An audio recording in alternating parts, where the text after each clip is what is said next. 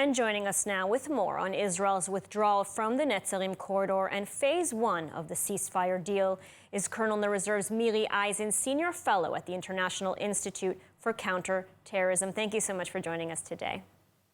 Shalom, shalom. So we're seeing images of hundreds of thousands of Gazans returning to the north of the Strip. And the visuals we're seeing also of Hamas terrorists greeting the Palestinians, essentially claiming this as a victory. I mean, what do you make of this? Terrorist organizations claim victory by the fact that they still exist at the end of a war. They're a terror army, not a regular army. And the advantage, I say in a sad way, of a terror army is because they live as part of the civilian community, because they are, throughout all of the years of fighting in the last year and 3 months, they didn't dress up in the way that we're seeing now in uniform. So they still exist, and that is for them their success, similar, by the way, to Hezbollah. By not being vanquished, for them that's a victory. The other aspect of it is who is in control. There's a difference between the pictures of these different men in their uniforms with their weapons and the fact that they exist. Yes, they do. And between there actually being a controlling capability, not only in the northern Gaza Strip, but anywhere in the Gaza Strip. So yes, their victory is that they still exist, but this is not something which afterwards means that you actually have, let alone a responsible authority there, but one that anybody in the world, not just Israel, is willing to work with. And how much of a security risk, though, does this withdrawal from the Netzarim corridor pose to Israel? And, can we actually truly ensure that no weapons will return to northern Gaza? To be clear to everybody, and this is something that's been said for all of these months, you can never clear all of the weapons. What you can do, and what the IDF has done very clearly, is that they, Hamas, Palestinian Islamic Jihad, cannot do an October 7th attack. I want to say something which is hard for a lot of people to hear.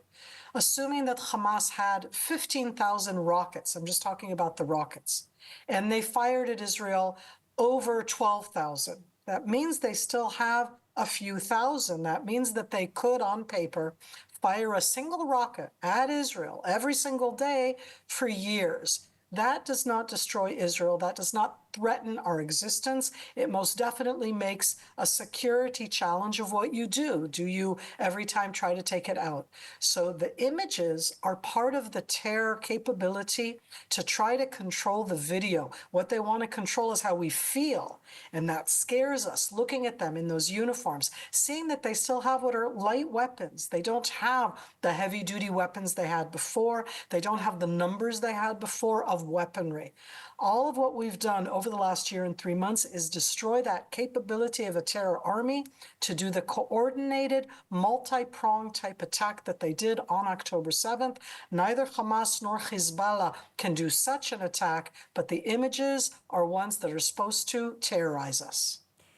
And it's clear, though, that Hamas will try to rearm. So now that the Palestinians have returned to the north, will the IDF be able to continue dismantling Hamas or countering sort of this rearming once this ceasefire is over? Or does it essentially mean that logistically it won't be able to resume the fighting? We can resume the fighting any stage we want. The whole challenge is the hostages. We still have an additional 90 people, some declared dead, but that's a smaller amount. And we want to get back not just the 3 women still in captivity, Agam and Arbel are in the news a lot, also Shiri Bibas and her 2 children, and in addition, many men who are still alive. And this isn't something which is easy or nice. The attack that Hamas did on October 7th, the way that they snatched people from their homes and have held them hostage in such a horrific way for so long, if, and I don't want to say if, we need them back, and to get them back, we're paying a price.